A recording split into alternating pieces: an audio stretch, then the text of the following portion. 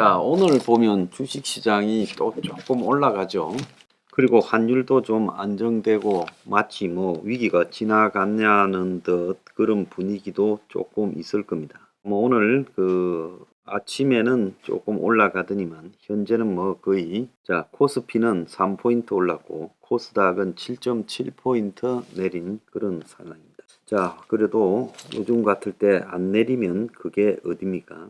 자, 환율도 보면 조금은 안정이 됐어요. 환율이 1421원으로 오늘 6원 60전이 내려간 걸로 보입니다. 자, 이런 깜짝 반등이나 안정된 부분에 속지 말라고 월가 전문가들이 경고하고 나섰습니다. 제가 맨날 하는 이야기죠. 대붕괴로 가는 과정에서 잠깐 반등하거나 일시적으로 낙폭이 멈췄을 때 속지 말아야 된다. 그래서 지금 이 미국의 나스닥도 어제 좀 올라갔죠. 그래서 이런 식으로 되면 이게 이제 아주 그래도 희망적인 상황으로 가고 있다라고 보기 쉬운데 이때 조심해야 된다.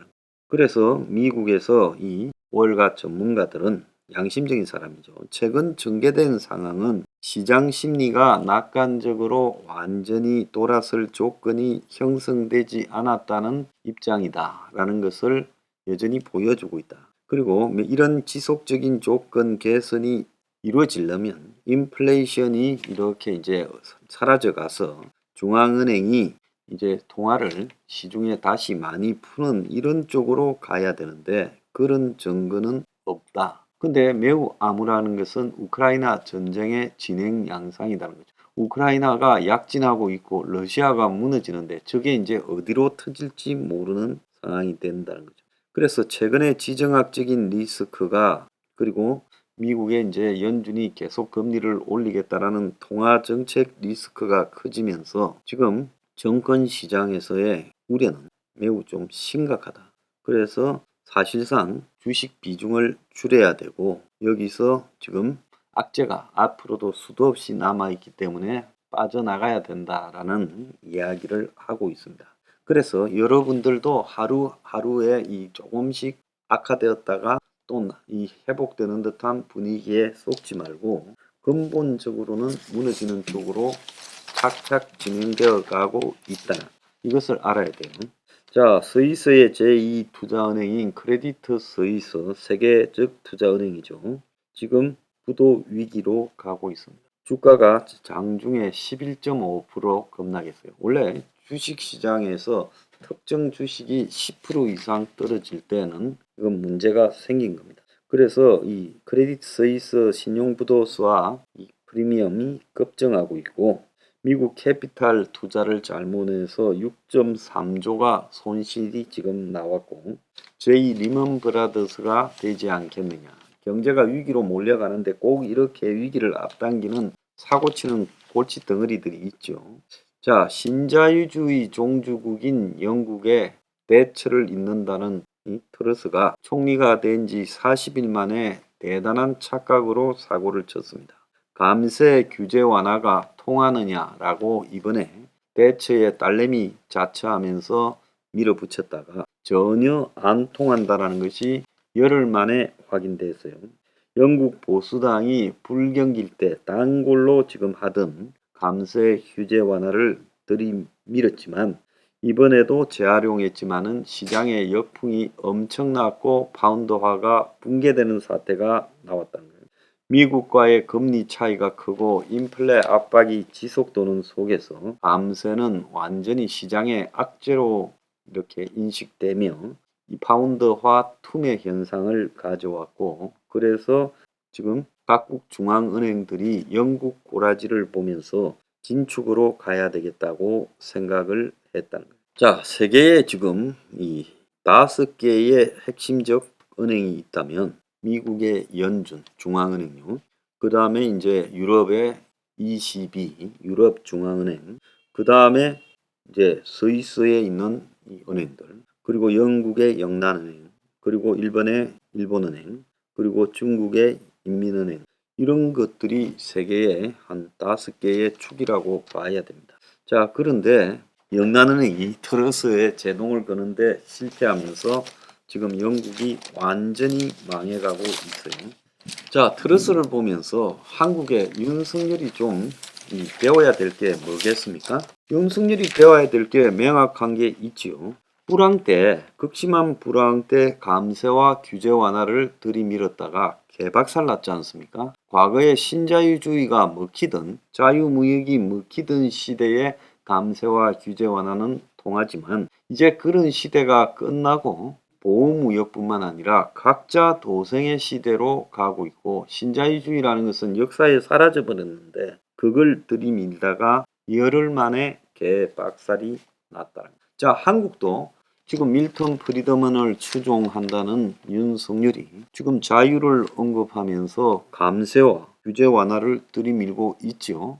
자, 영국도 감세와 규제 완화를 들이밀었다가 개박살 났는데 한국은 어떻게 될까요? 한번 봅시다. 자, 추경호가 복합 경제위기 비상한 각오로 대응하겠다고 국회에서 이야기를 했어요. 자, 경제위기가 세계적으로 있다라는 것은 인정하면서 또 한편으로는 경제 상황이 엄중하다면서 외환위기 가능성은 없다라고 이야기를 했습니다. 어제 국회에서 홍성국이 이 대우정권 사장한 경제 좀 아는 친구죠. 민주당에. 선행지표가 다 나빠지는데 부총리가 미시적 정책만 쓰는 것 같다라고 지적을 하니 상당한 위기의식을 가지고 대응해야 된다면서도 외환위기까지 가능성이 있는 것은 아니다. 지금은 복합 경제위기로 대영향을 많이 받는 상황이고 환율이 오르기 때문에 비상한 인식을 갖고 있고 그렇게 하고 해야 된다는 데는 공감하지만 그러면서도 대외 건전성 측면이나 실물 경제 상황이 과거하고 판이하게 다르다. 판이하게 다르죠. 과거의 외환위기 때나 금융위기 때 무역 적자가 아니었고 그 다음에 성장률이 이렇게 낮지 않았고 국민의 부채도 이렇게 많지 않았습니다. 그리고 금리도 이렇게 높아지는 상황이 갑자기 오지도 않았고요. 자, 그래서 외환위기까지 안 간다며 과도하게 불안을 하게 생각하지 마라. 자, 오늘 아침에 머니투데이에 보면 한재용 기자란 자가 공포가 지나치면 진짜 위기가 온다. 현재 상황을 담담하게 보면서 국민을 안심시키려고 정부가 노력해야 된다는 헛소리를 하고 자빠졌습니다. 내가 좀 웃을 수밖에 없는데 좀 웃기지 않습니까? 누가 공포를 자극을 해요? 자, 여기에 또 웃기는 사람 하나 있습니다. 한미 금리차 더 벌어질라. 한국은행 2달 새 더블 빅스텝을 밟나. 자, 연준이 12월에 0.5만 올려도 격차가 1.5에 달한다. 자, 지금 한미 간의 금리 격차가 현재 한국은 2.5, 미국은 3.25, 0.75지요. 자, 미국이 이제 이 11월 달에 0.75를 올리면 이 4가 되죠. 미국의 금리는요. 자, 한국은행이 지금 2.5에서 얼마를 올릴 수 있겠습니까? 자, 한국은행이 2.5에서 빅스텝을 2번 밟았어. 0.5, 0.5로 올려도 지금 2.5에서 3.5가 됩니다. 그럼 미국의 이 11월 달 금리는 4, 한국은 3.5. 그런데 미국이 또 거기에 0.5를 12월 달에 더 올리면 미국은 4.5, 한국은 3. 그러면 결국은 양국의 금리 차가 지금 1.5까지 간다는 거예요. 그래서 한국은행이 기존에 지금 0.25로 올리면 지금 2.5에서 3이고 미국은 4.5. 그러면 0.5씩 두 번을 올리면 한국은행은 3.5 그리고 미국은 4.5. 1% 차이가 12월 말에 나온다는 거예요. 자, 그래서 1% 차이가 나는 그것도 감당하기 어려운데 지금 한국은행이 1.5가 차이가 나면 그냥 한국의 이 원화는 순식간에 아마 이 환율이 뛰어오르면서 어느 순간에 원화 방어 능력이 붕괴될 겁니다. 그러니까 한국은행이 0.5씩 두 번 올린다는 것은 그거는 거의 기정사실이 됐다는 거예요. 그래서 한국은행이 남아있는 두 번의 이 금융통화위원회에서 0.5씩 두 번을 올릴 수밖에 없다라는 겁니다. 그렇게 올려도 연말에 자금 이탈은 막을 수 없고 환율의 급격한 변동을 막을 수 없다라는 겁니다. 그래서 이제 환율 상승의 부담이 한국은행이 책임을 져야 하는 상황으로 가게 될 거고, 자, 그래서 한국은행이 이제 1%를 더 올리게 될 건데, 연말까지 올리는가 안 올리는가 두고 보세요. 기준금리 1% 올리게 돼 있어요. 자, 그러면 이제 가계부채, 부동산 등에서 엄청난 문제가 생길 수밖에 없을 거다. 그래서 가계부채가 터지기 시작할 거라. 외부에서 문제가 밀려오지 않아도 이제 내부의 문제가 터질 수밖에 없다는 거예요. 그래서 이창용이한테 제가 뭐라 했습니까? 어차피 지금 금리 인상에 따른 부채 문제는 막을 수 없는 부분이에요. 왜? 미국이 올리면 우린 따라갈 수밖에 없다라는 거예요. 미국이 올리는데 따라가지 않으면 부채도 결국 부채대로 터지겠지만은 문제는 외환위기가 온다는 거예요. 그러니까 부채 위기와 외환위기가 동시에 터지는데 일단 위기 중에 하나는 막아야지. 부채 위기, 외환위기가 동시에 터지게 되면 곧바로 IMF 체제로 갈 수밖에 없고 이 부채 위기가 터지는 속도가 더 크고 빨라질 수밖에 없다는 거예요. 그러면 일단은 이 부채 위기는 순서대로 당하면서 어쨌든 이 외환위기는 막아야 된다는 것이 어쩔 수 없는 지금 선택이에요. 자, 오늘부터요. 빚 많은 자영업자가 전국 76곳에서 채무조정 신청하는 속칭 60에서 90% 30조의 기금을 가지고 빚 탕감해주는 새 출발 기금이 이제 가동이 됩니다. 그러니까 신용보증회사 등에다가 빚을 갚지 않고 자기 재산이 있는데도 불구하고 빚을 의도적으로 갚지 않고 연체시킨 사람이 이제 신용보증 같은 데서 선체해 주겠다. 지금까지 갚지 않은 빚은 털고 새로 대출하는 방식으로 해라라고 권유하니, 그래, 그러면 열심히 이제 앞으로 갚아가겠다고 약속했다가 갑자기 전화들을 한다는 거예요. 뭐라 하냐? 죄송하지만 나는 이 새출발 기금으로 가겠다. 그러니까 빚 못 갚겠다. 거기 가서 탕감 받을란다. 이런다는 거예요. 그러니까 이런 식으로 비탕감을 조장하는 정부의 정책, 이제 갚을 수 있고 갚을 능력이 있는 사람, 또 여러 가지로 선처해서 연체된 빚을 털어주고 지금부터라도 열심히 갚는 새로운 계약을 서명하겠다는 사람조차 다 빠져나가고 있다는 거예요.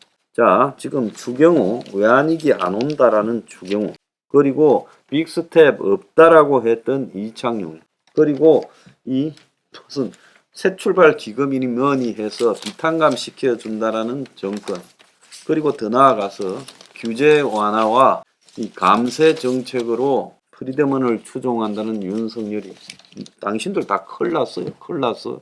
앞으로 당신들 이제 큰일 나가지고 이제 대가를 치를 날만 남았다.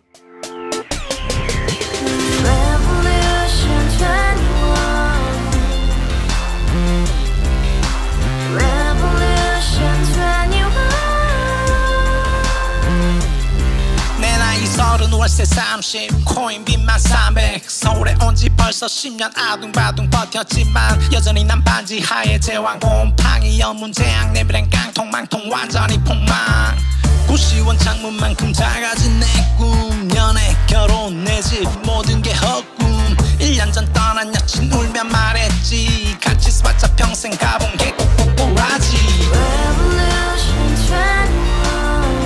가바후스 700 나도 소유주 가바후스 700 나의 소유주 택시기사 우라부지 마트캐셔 우라무니 우리 집안 다 털어봤자 후줄 그래 개선민 내 미래 거기서 팍 끝난 거지 팍 더 이상 노력 따윈 괴물이 스펙 찾아서 말리 비오는 날 알바 잘려 맨날 학원 날 개쳐 발려 밤비 내리는 양화대교 홀로 걷고 있을 때 현수막에 아로 새겨진 평당 700짜리 아파트 다같이 소리 질러 혁명 21 가바후스 700 나도 소유주 가바후스 700 나의 소유주 Together in the house, brand new day, and your dream had just begun. Revolution 21, only hope and happiness.